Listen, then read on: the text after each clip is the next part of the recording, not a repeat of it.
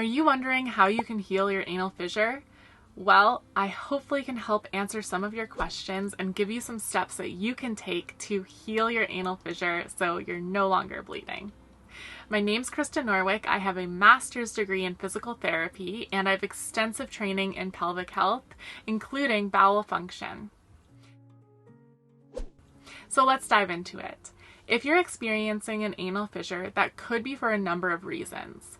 I definitely recommend you talk to your doctor about it first, but also you can talk to a pelvic physiotherapist about it, and I'll explain why. An anal fissure is an injury to the skin of your anus. So it's usually like a cut in the skin, and that causes bleeding. So usually the symptom you'll notice is when you wipe after having a bowel movement, there's blood on the toilet paper. And this could also be from hemorrhoids or from something else. So that's why it's good to talk to your doctor about it to make sure it is an anal fissure that you have.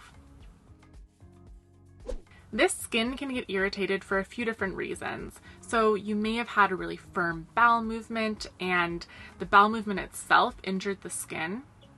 Or your muscles might be really tight in the area and they're not relaxing super well, which means that there's going to be less space for your bowel movement to move through, more friction on the skin, and more likelihood that there's going to be an irritation or an injury to your skin. So the two major ways that you can address this is number one, changing the consistency of your bowel movements to make them less firm. And number two, learning how to relax your pelvic floor completely so your bowel movement can just slide out and hopefully not irritate the skin. Let's address number one first. So how can you make your bowel movement have better consistency? So you want your bowel movement to have the consistency of toothpaste when it's squeezed out of the toothpaste bottle. So you want it to be soft yet formed.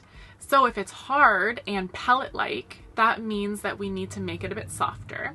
If it's loose and it's not formed, that means you need to make it a little bit firmer.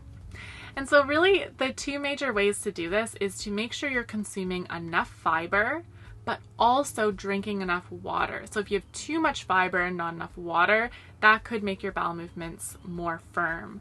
If you have not enough fiber, then that could make them more loose. And so what you want to do is you want to look at a few different factors, what your nutritional demands are, how much water you should be drinking throughout the day, depending on how much you exercise. So everyone is going to be a little bit individual for this. So I can't give generic advice in terms of how to change your diet. Ideally, you would talk with someone one-on-one who could teach you how to change your diet the best for you. So a pelvic physiotherapist can help you, a nutritionist or a dietitian could also help you. In general, you do want to try to drink 6 to 8 glasses of water per day, and then of course more water if you're exercising more. The other thing that can help form your bowel movement, regardless of if it's too firm or if it's too soft, is to eat chia seed pudding once a day. So if you eat chia seed pudding at night, that's going to help if you are a morning pooper.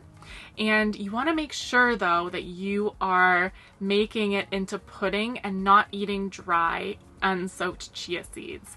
And so I'll put a link in the description for a chia seed pudding recipe, but really the key is you need those seeds to soak in some form of liquid for at least 12 hours. So I'll put a link there for you. You can try that out and see if that helps. The second thing to address is your pelvic floor muscles. You need to be able to relax your pelvic floor muscles really well in order for your bowel movement to pass through more easily. Everybody has pelvic floor muscles. Everybody has a pelvis. Your pelvis is at the bottom of your spine. It's what you sit on. Sometimes we call them our hips. And they look like this. This is my pelvic model. So your pubic bone's at the front. Your spine ends at your sacrum tailbone. And this is your pelvis. If you look from above, you can see all these red muscles fill this hole. Those are pelvic floor muscles. So if you look from below, your sit bones are here, your tailbone's here, and this is your anus. So this is where the anal fissure would be, right on the inside. And this is where you're passing your bowel movement through. All this red stuff is pelvic floor muscles. And then you have another 2 layers. And there you can see the anus a little bit better with the muscle looping around.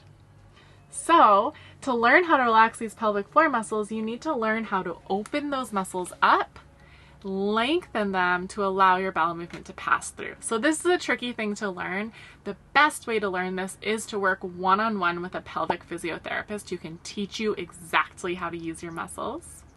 But in general, a downward opening movement of your pelvic floor is a relaxation. So if you were to try to pass gas right now, or imagine that you're trying to pass a bowel movement, you should feel those muscles sort of opening, moving down. It should feel like your anus is actually opening.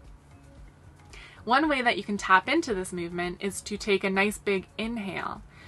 With a big inhale, the breath down and the movement of your respiratory diaphragm down helps that downward movement of your pelvic floor. So you might be able to move those muscles down even more as you breathe in. So you can try that out a few reps if you want.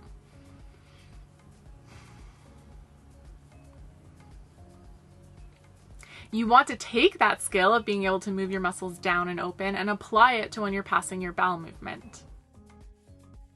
The other really helpful thing that you can do in order to allow your muscles to relax more fully is you could prop your feet up onto a step stool or a squatty potty.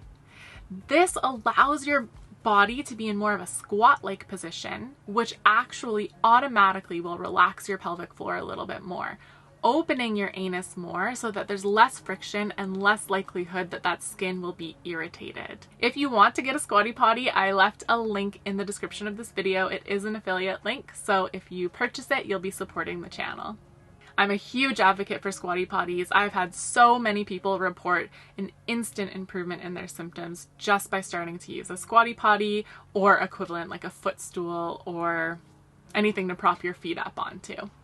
So to recap, number one, you can change up your diet and water intake to ensure that your bowel movement itself is soft yet formed. And number two is to optimize your pelvic floor muscle function by learning how to relax your pelvic floor and propping your feet up onto a step stool or squatty potty so that you're relaxing your pelvic floor already better when you're passing your bowel movement. Like I said, the best people to talk to are going to be your doctor and a pelvic physiotherapist. If you want to book with one of us, we see everyone online, so the link will be in the description of this video. And if you have any other questions, drop them in the comments. I'd be happy to answer them.